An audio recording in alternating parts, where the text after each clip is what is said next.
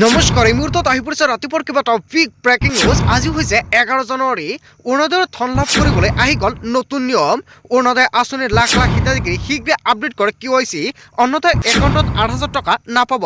মুখ্যমন্ত্ৰী ডক্টৰ হিমন্ত বিশ্ব শৰ্মাৰ বৃহৎ ঘোষণা। আপুনি চৰকাৰী ঘৰৰ বাবে জিঅ' ৰেগিং কৰিছে নেকি? চৰকাৰী ঘৰৰ প্ৰথম কিস্তিৰ টকা সোমাব আপোনাৰ বেংক একাউণ্টত। আত্মীয় গোটৰ 25জন মহিলাৰ বেংক একাউণ্টত যদি 10,000 টকা লাভ কৰিছে, পৰৱৰ্তী কিস্তি 25,000 টকা ল'বলৈ সাজু হওক প্ৰতিগৰাকী মহিলাসকল। PM কিষাণৰ 25জন হিতাধিকাৰী বেংক একাউণ্টত 2,000 টকাৰ পৰিৱৰ্তে 4,000 টকা প্ৰদান কৰিব চৰকাৰৰ ফালৰ পৰা। কেন্দ্ৰীয় চৰকাৰে দিছে জাননী। ৰেচন কাৰ্ড থাকিলে কেইবাটাও নতুন নিয়ম সলনি হৈছে। লগতে কেইবাটাও ৰাজনৈতিক খবৰৰ লগতে অৰাজনৈতিক খবৰ যুগুত কৰা হৈছে আজিৰ দিনটোত। গোটেই অসম তথা ভাৰতৰ বিভিন্ন প্ৰান্তৰ পৰা যুগুত হৈছে কেইবাটাও ডাঙৰ খবৰ। এনেবোৰ খবৰ নিতৌ পাই থাকিবলৈ চেনেলটি ছাবস্ক্ৰাইব কৰি ভিডিঅ'ত এটা লাইক কৰিবলৈ নাপাহৰিব। আজিৰ আমাৰ প্ৰথম খুবেই গুৰুত্বপূৰ্ণ খবৰ হৈছে অসমবাসীৰ বাবে এটা ডাঙৰ খবৰ। অৰুণোদয় আঁচনিৰ লাখ লাখ হিতাধিকাৰী শীঘ্ৰে আপডেট কৰক KYC। কেৱল এয়াই নহয়, KYC আপডেটৰ লগতে কৰিব লাগিব 3টা গুৰুত্বপূৰ্ণ কাম, অন্যথা আপোনাৰ একাউণ্টত অৰুণোদয় আঁচনি 8,000 টকা নাপাব। মুখ্যমন্ত্ৰী ডক্টৰ হিমন্ত বিশ্ব শৰ্মাই এই 3টা কাম কৰিবলৈ আহ্বান জনাইছে সকলোকে। ফেব্ৰুৱাৰী মাহত লাভ কৰিব ডাঙৰ উপহাৰ। মাজত মাত্ৰ এটা মাহ বাকী আছে, কিন্তু ফেব্ৰুৱাৰী মাহত অৰুণোদয়ৰ 25জন হিতাধিকাৰীয়ে বিশেষ উপহাৰ লাভ কৰিব। অৰুণোদয় আঁচনিৰ ধন নিয়মীয়াকৈ পাবলৈ বেংক একাউণ্টত ঠিক হৈ থাকিব লাগিব।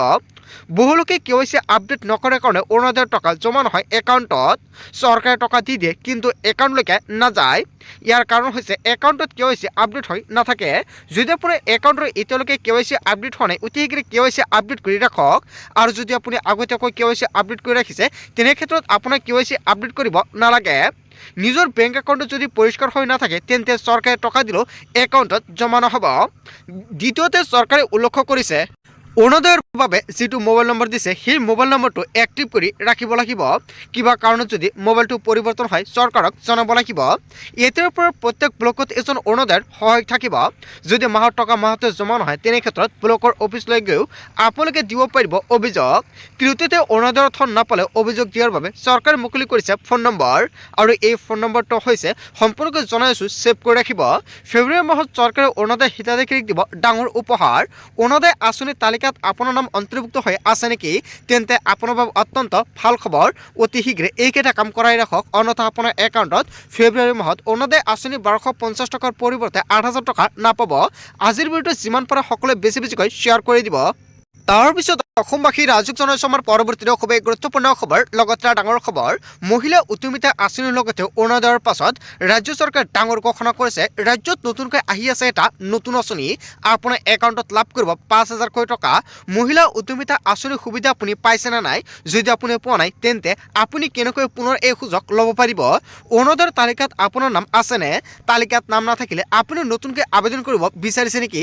নিশ্চয় কমেণ্ট কৰি জনাই দিয়ক। চাহ বাগিচাৰ প্ৰতিগৰাকী শ্ৰমিকে লাভ কৰিব 5,000 টকা। এটি কলি দুটি পাত আঁচনিৰ জৰিয়তে লাভ কৰিব টকা। 25 জানুৱাৰীৰ পৰা লাভ কৰিব এই 5,000কৈ টকা।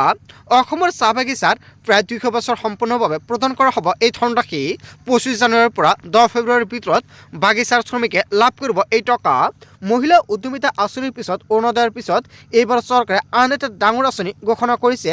হয়, এই আঁচনিৰ জৰিয়তে শ্ৰমিকসকল উপকৃত হ'ব নে নাই? জনতাই কি ক'ব? জনতাৰ মন্তব্যটো নিশ্চয় কমেণ্ট কৰি জনাই দিব।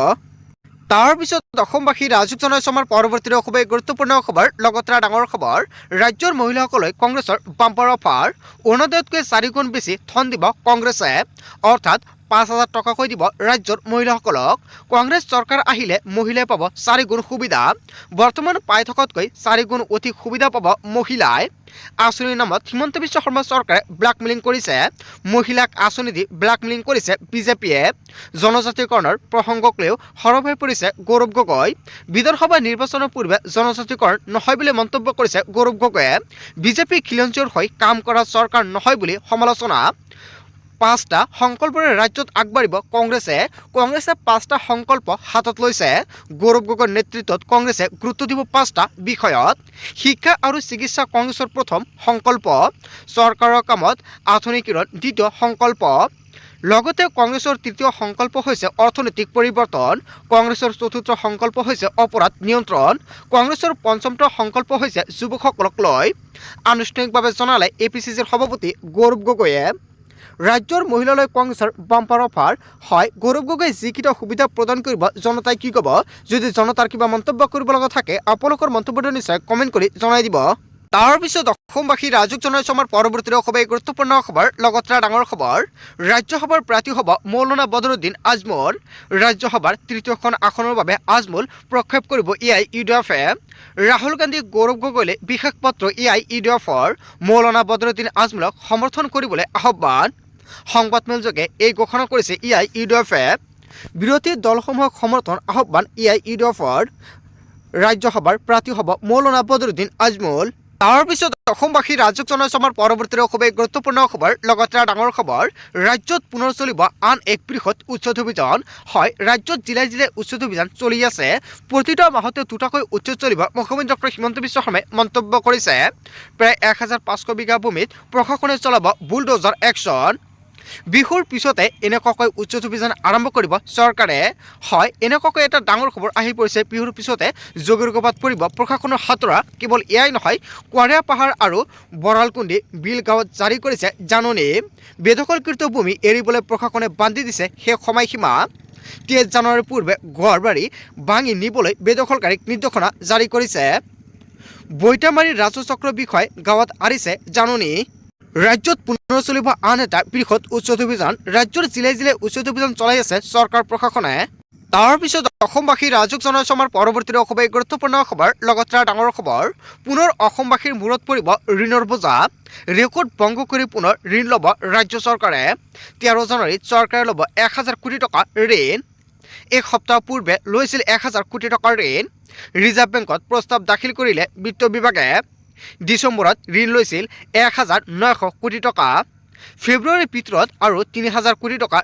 ঋণ ল'ব চৰকাৰে 9 বছৰত ৰাজ্যৰ ঋণৰ বৃদ্ধি পাই প্ৰায় 2 লাখ কোটি টকালৈ পুনৰ অসমবাসীৰ মূৰত পৰিব ঋণৰ বোজা তাৰপিছত অসমবাসী ৰাজুক জনাইছো আমাৰ পৰৱৰ্তী খুবেই গুৰুত্বপূৰ্ণ খবৰ লগতে ডাঙৰ খবৰ প্ৰিয়ংকা গান্ধী হ'ব নতুন অসমৰ নতুন চেহেৰা হয় এটা ডাঙৰ খবৰ আহি পৰিছে প্ৰিয়ংকা গান্ধীক ষ্টেট স্ক্ৰিনিং কমিটিৰ অধ্যক্ষৰ দায়িত্ব কংগ্ৰেছত প্ৰিয়ংকা গান্ধীক লৈ নতুন এতিয়া উৎসাহৰ বন্যা কিয় প্ৰিয়ংকা গান্ধীক দায়িত্ব দিলে কংগ্ৰেছৰ হাইকমাণ্ডে কংগ্ৰেছত টিকট কেন্দ্ৰিক বিসম্বাদ ৰোধৰ এটা ডাঙৰ অস্ত্ৰ প্ৰিয়ংকা গান্ধী 7 মাহত গৌৰৱ গগৈ প্ৰদেশ কংগ্ৰেছত কি কৰিছে গৌৰৱ গগৈক সাংগঠনিক কামত মনোনিৱেশৰ সুবিধা কংগ্ৰেছত চিপ্ৰাং ৰাজনীতি নোহোৱা কৰাৰ কৌশল প্ৰিয়ংকাৰ আৰু প্ৰিয়ংকা গান্ধী হ'ব নতুন অসমৰ নতুন চেহেৰা ইয়াৰ বিষয়ত জনতাই কি ক'ব যদি জনতাৰ কিবা মন্তব্য কৰিব লগা থাকে আপোনালোকৰ মন্তব্যটো নিশ্চয় কমেণ্ট কৰি জনাই দিব তাৰপিছত অসমবাসী ৰাজুক জনাইছো আমাৰ পৰৱৰ্তী খুবেই গুৰুত্বপূৰ্ণ খবৰ লগতে ডাঙৰ খবৰ আসনক লৈ টনা আজোৰা অগপা আৰু বিজেপিৰ 40খন আসন দাবী কৰিব অগপাই দাবী কৰিব মাজুলী সমষ্টিও জয়ৰ সম্ভাৱনা থকা আসন অগপক এৰি দিব লাগিব বিজেপিয়ে অৱশ্যে এতিয়াও হোৱা নাই আনুষ্ঠানিক আলোচনা পূৰ্বে জয়ী হোৱা সমষ্টিত প্ৰতিদ্বন্দ্বিতাৰ বাবে সাজু হৈছে অগপা বিধায়ক ৰমেন্দ্ৰ নাৰায়ণ কলিতাৰ ডাঙৰ মন্তব্য আসনক লৈ টনা আজৰা অগপা আৰু বিজেপিৰ মাজত তাৰপিছত অসমবাসী ৰাজুক জনাইছো আমাৰ পৰৱৰ্তী খুবেই গুৰুত্বপূৰ্ণ খবৰ লগতে ডাঙৰ খবৰ ভৱিষ্যতে বিজেপি চৰকাৰ থাকিলে ভয়ংকৰ পৰিস্থিতি হ'ব বিপদত পৰিব পাৰিব অসমৰ জনতা হয় অসমবাসীৰ বাবে এটা ডাঙৰ খবৰ আহি পৰিছে বিপদত পৰিব পাৰে অসমৰ জনতা আগন্তুক নিৰ্বাচনক ভাবি চিন্তি সিদ্ধান্ত লওক অসমৰ জনতাই এদিন মোৰ কথা উপলব্ধ কৰিব অসমৰ জনতাই বিজেপিক ক্ষমতাচ্যুত নকৰি অসমখন গভীৰ অন্ধকাৰত ডুব যাব বিগত 5 বছৰে অসমখন থানবান কৰিছে বিজেপিয়ে ভিতৰে অসমখন প্ৰায় ধ্বংসৰ মুখত মুখ্যমন্ত্ৰীৰ মুখত কেৱল মিয়াৰ কথা কিন্তু সেই মিয়াৰ লগত সহবাস কৰি আছে বিজেপিয়ে অসমৰ মূল সমস্যা সমাধানৰ বাবে একো নকৰিলে হিমন্ত বিশ্ব শৰ্মা চৰকাৰে বিজেপিক পুনৰ কি বিশ্বাসত ভোট দিব অসমৰ জনতাই বিজেপিয়ে যিখন সংবিধান মানি চলে সেইখন ভয়ংকৰ সংবিধান বিজেপিৰ বিৰুদ্ধে আক্ৰমণাত্মক ৰূপত এতিয়া প্ৰাক্তন বিজেপি নেতা ৰাজেন গোহাঁই বিজেপিৰ বিৰুদ্ধে যিকেইটা অভিযোগ উত্থাপিত কৰিছে আপুনি কি ক'ব তাৰপিছত অসমবাসী ৰাজুক জনাইছো আমাৰ পৰৱৰ্তী খুবেই গুৰুত্বপূৰ্ণ খবৰ লগতে ডাঙৰ খবৰ বিধানসভা নিৰ্বাচনৰ পূৰ্বে থুবুৰীত হ'ব ভয়ংকৰ পৰিস্থিতি অসমৰ মুখ্যমন্ত্ৰী ডক্টৰ হিমন্ত বিশ্ব শৰ্মাই কৰিলে বৃহৎ ঘোষণা থুবুৰীৰ প্ৰতিটো সমষ্টিত হ'ব মাথমাৰ থুবুৰীত কিমান মাৰপিট হয় তাৰ ঠিক নাই থুবুৰীত হুলস্থুল হৈ মানুহ থাকিব নোৱাৰাৰ অৱস্থা হ'ব কি ক'ত হয় কিমান অফিচ ভঙা হয় সময়ত গম পোৱা যাব কংগ্ৰেছৰ টিকট ক্ৰয় প্ৰসংগত মুখ্যমন্ত্ৰী ডক্টৰ হিমন্ত বিশ্ব শৰ্মাৰ বিস্ফোৰণ কংগ্ৰেছে 23টাকৈ সমষ্টিত 3ৰ পৰা 4 কোটি টকা লোৱাৰ অভিযোগ উত্থাপিত হৈছে আৰু একোটা সমষ্টিত 3ৰ পৰা 4 জনৰ পৰা টকা লোৱাৰ অভিযোগ উত্থাপিত হৈছে বিধানসভা নিৰ্বাচনৰ পূৰ্বে এতিয়া ধুবুৰীত হ'ব পাৰে ভয়ংকৰ পৰিস্থিতি ইয়াক লৈ মুখ্যমন্ত্ৰী ডক্টৰ হিমন্ত বিশ্ব শৰ্মাই কৰিছে আগজাননী হয় মুখ্যমন্ত্ৰী ডক্টৰ হিমন্ত বিশ্ব শৰ্মাই যিটো মন্তব্য কৰিছে আপুনি কি ক'ব তাৰ পিছত অসমবাসী ৰাজক জনাইছো আমাৰ পৰৱৰ্তী খুবেই গুৰুত্বপূৰ্ণ খবৰ লগতে ডাঙৰ খবৰ ঠিকনা সলনি হ'ব শক্তিশালী সংখ্যালঘু নেতা ৰিজাল্ট কৰিব আৰু আজি কংগ্ৰেছত যোগদান কৰিব ৰিজাল্ট কৰিম চৰকাৰে কংগ্ৰেছত যোগ দি প্ৰতিদ্বন্দ্বিতা কৰিব বিধানসভা নিৰ্বাচনত 30 ডিচেম্বৰত আনুষ্ঠানিকভাৱে ত্যাগ কৰিছিল আমছু আৰু সংখ্যালঘুৰ মাজত খুবেই জনপ্ৰিয় ৰিজাল্ট কৰিম নামনি অসমৰ সংখ্যালঘু প্ৰধান সমষ্টিৰ পৰা প্ৰতিদ্বন্দ্বিতাৰ সম্ভাৱনা ঠিকনা সলনি হ'ব আৰু শক্তিশালী সংখ্যালঘু নেতা ৰিজাল্ট কৰিমৰ বন্ধু বান্ধৱীসকল গোটেই অসম তথা ভাৰতৰ বিভিন্ন প্ৰান্তৰ পৰা যুগত হৈছে কেইবাটাও ডাঙৰ খবৰ এনেবোৰ খবৰ নিতৌ পাই থাকিবলৈ চেনেলটি ছাবস্ক্ৰাইব কৰি ভিডিঅ'ত এটা লাইক কৰিবলৈ নাপাহৰিব সো থ্যাংক ইউ ফৰ ৱাচিং ফুল ভিডিঅ'